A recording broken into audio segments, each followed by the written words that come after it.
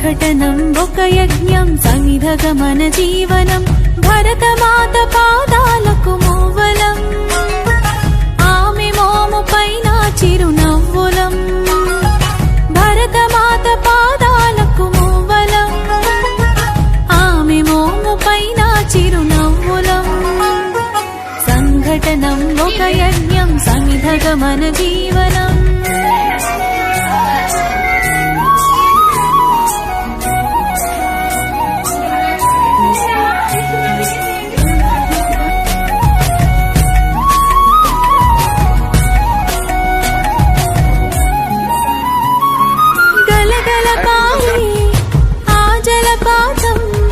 నిలిచిందా